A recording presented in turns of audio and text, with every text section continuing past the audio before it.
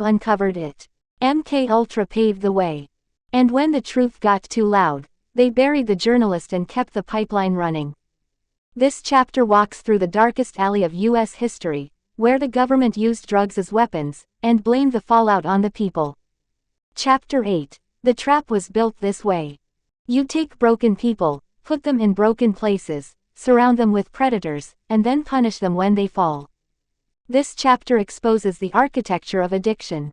The way poor communities are flooded with trauma, mental illness, and drugs, and no support. This isn't neglect. This is design. Chapter 9. Treated like a bug. Mental illness isn't treated like illness. It's treated like disgust. This chapter dives into the visits, the whispers, the handcuffs, and the forced sedation. We weren't helped. We were handled.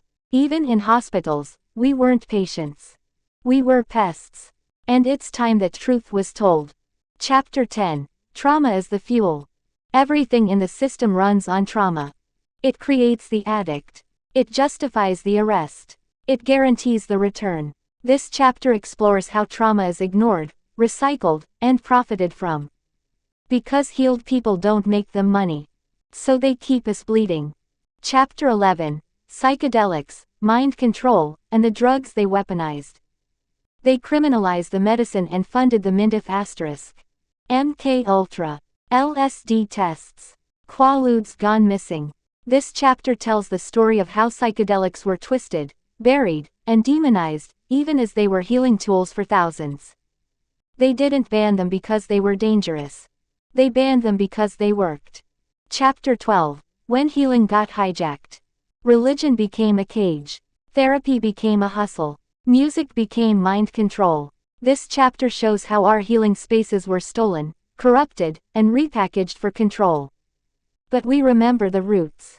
And we're taking them back. Chapter 13. The real medicine was underground. Ibogaine. Psilocybin. DMT. Ayahuasca. They're illegal.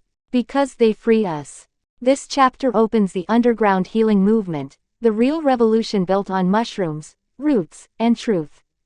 We're healing ourselves. No permission needed. Chapter 14. Visions of a world without chains. Imagine jails replaced by healing centers. Doctors replaced by shamans. Trauma treated with love, not lockdowns. This chapter paints the vision for what comes next. We can't fix the system. But we can build a better one. Chapter 15. Voices from the Underground. Frank. Sierra. Dante. Elena. These aren't statistics. These are survivors. Their stories are raw, real, and hopeful. Because no matter how hard they tried to kill us, we're still here. And we're not done yet. Chapter 16. The trip that saved my life. Psychedelics didn't ruin me. They rebooted me. This chapter tells the story of healing, not hallucination. Of mushroom trips and trauma work. Of breaking through, not breaking down. They outlawed the tools because they were afraid of what we'd remember, who we are without the pain. Chapter 17. The rehab racket. Rehab became a revolving door. A billing scam with a prayer circle. This chapter exposes the business of keeping people sick, and the underground movement that's doing it better, cheaper, and with actual heart. Chapter 18. The real enemy was never the drugs. The drugs were never the monster. The pain was. And until we face that pain, the war will never end. Chapter 19. Street Solutions, What Actually Works. We saved each other when no one else would. This chapter is a blueprint of grassroots recovery. Real tools. Real healing. Real community. No red tape. No profits. Just people helping people. Chapter 20. The Last Shot Fired. This is the end of the book, but the beginning of the movement. We're not victims. We're not statistics. We're Crash Underground. And we're coming for the lies, the cages, and the chains. Let's rebuild the world. Together.